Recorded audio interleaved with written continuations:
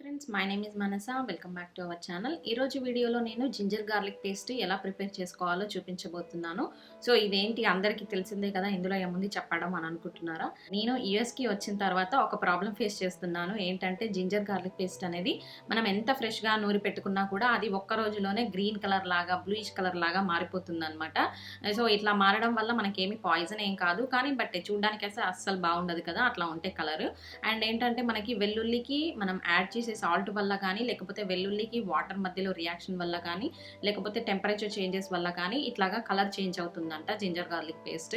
So దానికి remedy ఏంటి అంటే, మనం తీసుకునే అల్లం వచ్చేసి ఇట్లాంటిదే, మన ఇండియాలో దొరికే అల్లం తీసుకుంటాను. నేను ఇక్కడ దొరికే అల్లం తీసుకోను, అది కొంచెం లావుగా ఉంటుంది. ఇది ప్రిఫర్ చేస్తాను, ఎక్కువ లావుగా ఉన్నవి మాత్రమే దొరుకుతాయి. సో మనకి పొట్టు తీసుకోవడానికి అయితే చాలా ఈజీగా ఉంటుంది. ఇది జింజర్ గార్లిక్ పేస్ట్ని ప్రిపేర్ చేసుకునేటప్పుడు మనం శుభ్రంగా కడిగి ఆ తర్వాత చిన్న చిన్న పీసెస్ లాగా చేసుకొని ఆ తర్వాత మనం మిక్సీ జార్లో వేసేటప్పుడు వీటిని గ్రైండ్ చేసేటప్పుడు ఒక చుక్క వాటర్ కూడా యాడ్ చేయొద్దు. వాటర్ బదులు సాల్ట్, కొంచెం పసుపు, కొంచెం ఆయిల్, వెజిటబుల్ ఆయిల్, ఏదో ఒక కుకింగ్ ఆయిల్ ఉంటుంది కదా, ఫ్రెష్ ఆయిల్.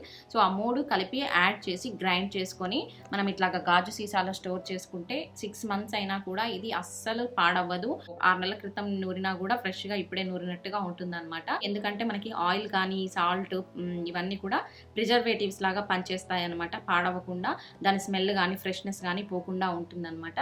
సో ఇట్లా గ్లాస్ జార్లో వేసుకొని మనం ఫ్రిడ్జ్లో పెట్టుకుంటే సో ఎన్ని రోజులైనా కూడా ఫ్రెష్గా ఇదే కలర్ని మెయింటైన్ చేస్తుంది. కలర్ అయితే అస్సలు చేంజ్ అవ్వదు. మీ ఇంట్లో ఫ్రిడ్జ్ లేకున్నా కూడా మీరు ఈ మెథడ్ ఫాలో అయ్యి అల్లం వెల్లిపాయని ఈజీగా స్టోర్ చేసుకోవచ్చు. చాలా రోజుల వరకు కూడా ఫ్రెష్గా ఉంటుంది.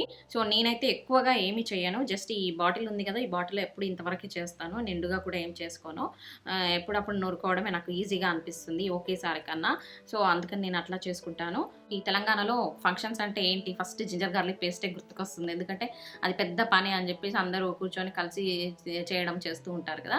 మనకి ఫంక్షన్లప్పుడు కూడా ఇట్లాగా కొన్ని రోజుల ముందే ప్లాన్ తోటి చేసుకొని పెట్టుకుంటే మనకి ఫంక్షన్ అప్పుడు ఈజీగా ఉంటుంది అండ్ మనకి ఫ్రెష్గా ఉంటుంది. మెయిన్ థింగ్ ఏంటంటే ఫ్రెష్గా ఉంటుంది, అప్పుడే నురినట్టుగా ఉంటుంది. కాబట్టి ఈ మూడు కలిపి యాడ్ చేసుకొని జింజర్ గార్లిక్ పేస్ట్ని తయారు చేసుకోండి ఈసారి చేసుకున్నప్పుడు. సో ఈ వీడియో నచ్చినట్లయితే లైక్ చేయండి, కమెంట్ చేయండి, షేర్ చేయండి అండ్ ఛానల్ ఇంకా సబ్స్క్రైబ్ చేసుకోకుంటే సబ్స్క్రైబ్ చేసుకోండి. Thank you for watching. Follow me on Instagram. Bye.